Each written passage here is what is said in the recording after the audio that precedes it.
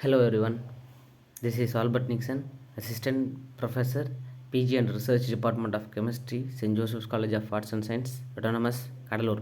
The topic we are going to discuss about nanotechnology and its applications. History of nanotechnology. The concept that seeded nanotechnology were first discussed in the year 1959. American physicist Richard Feynman, in his famous talk, "There is plenty of room at the bottom." It is a seed of the nanotechnology. The term nanotechnology, coined by Nuria Taniguchi in the year 1974, Tokyo Science University, Japan. Dr. Eric Drexler promoted the technological significance into the nanoscale phenomena and devices. And he wrote an article like the famous article, The Coming Era of Nanotechnology. He wrote in the year 1986. It is defined as the art and science of manipulating and rearranging individual atoms and molecules to create useful materials, devices, and systems. It simply explains the study of exploitation and a tiny object. The nanoparticle are which lies dimensions between 1 to 100 nanometer. The nano, the word is derived from Greek word. It means nanos. Nanos means extremely small or very very small. A part of science that studies small stuffs. Nanoscience and nanotechnology. The science and the technology which deals with the particle size between 1 to 100 nanometers is known as nanosciences and the nanotechnology. It is an interdisciplinary science. So nanotechnology covers all the areas like chemistry, physics, uh, engineering, biology, medicine, material science, biotechnology, and information technology. So that's why it is called the interdisciplinary science. So it covers all the disciplines. Why we need nano? So if any inactive material we convert nano material, it is active. That's why inactive material to active, a non-conducting material to conduct electricity. So if we take an silver is not having any antimicrobial activity, but silver nanoparticle having antimicrobial activity.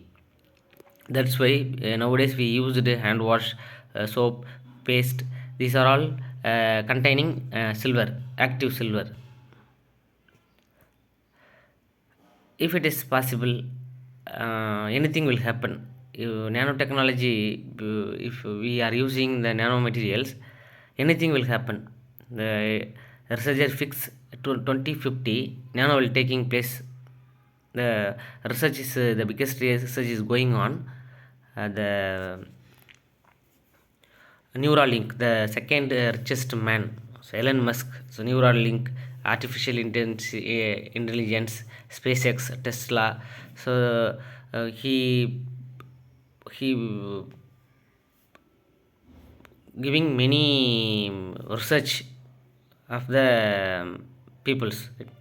Texler explained it was very dangerous.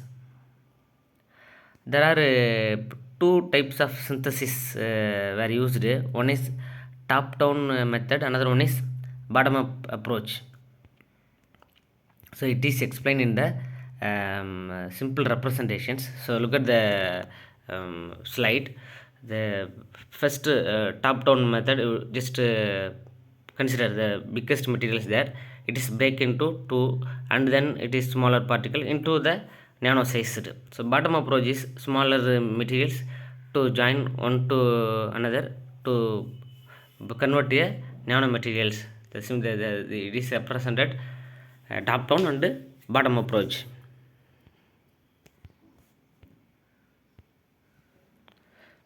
The person is Richard Feynman. Some important nanomaterials. The three important nanomaterials are there: graphenes, carbon nanotubes, and fluorines. And some special characteristics of nanomaterials. This is a king of materials. you have a lot of materials, but nanomaterial is a king of materials. And allotropy of carbon, these are exhibiting allotropy of carbon, right? The strongest material in the world, so 200 times stronger than iron, and good conductor than copper, so more than 90% good conductor of copper. It exists 2D structure, so like graphene is existed as 2D structure with the sp2 hybridized structure. It present in the pencil tip 0.03 milligram, contains 3 lakhs of graphenes. It 10 times lesser than the thickness of our normal papers. So these three are graphenes and fluorines and CNT. CNT is nothing but carbon nanotubes. So applications of nanomaterials. Silver nanoparticle have good antimicrobial properties and are used in the surgical instruments, refrigerators and air conditioners, water purifier and etc. Gold nanoparticle are used in the catalytic synthesis of silicon nanowires and sensors. And zinc nanoparticle were used in electronic items. And titanium nanoparticle were used in the photocatalyst. And the antimony, tin, indium nanoparticle were used in car windows, were displays in solar panels. Application in medicine. Targeted drug delivery. So by using nanorobots, we can identify the problem easily and reducing side effect. If you take an nano synthesized drugs, it reduces side effect. And early diagnosis of disease, so it is the first most for most applications, early diagnosis of disease. And image guided surgery, to spot the problem by using nanomaterials, by using by nanotechnology. And in vivo and in vitro applications.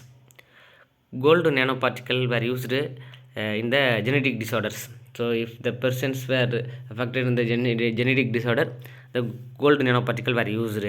So in future we can easily identify the problem in the early stages.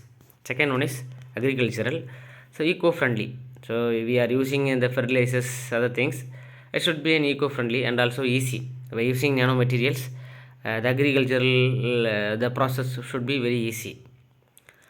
And reducing pesticides and fertilizers, so the consumption of the fertilizers by the plant is very less.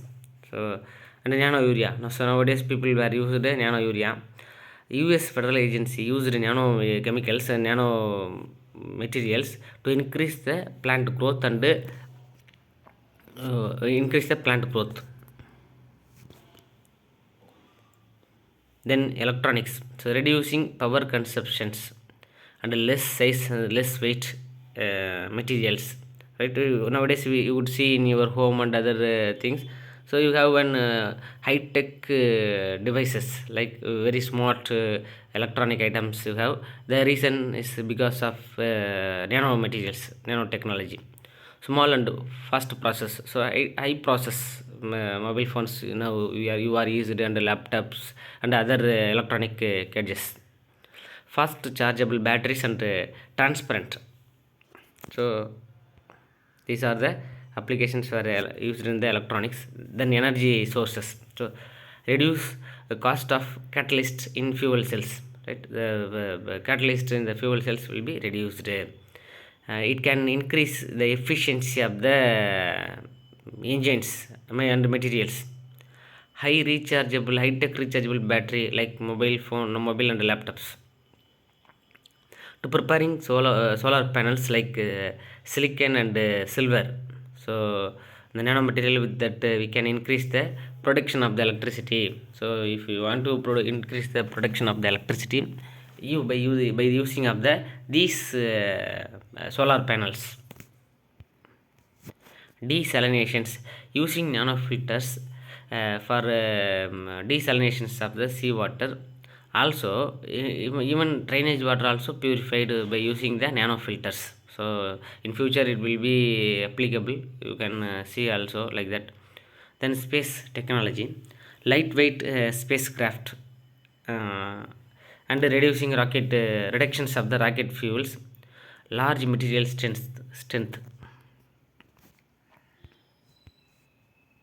Then environmental, so sensors used to control pollutions. In environmental, nano sensor or nano filters used to control the pollutions, and harmful emissions can be controlled. For example, the toxic gases into non-toxic.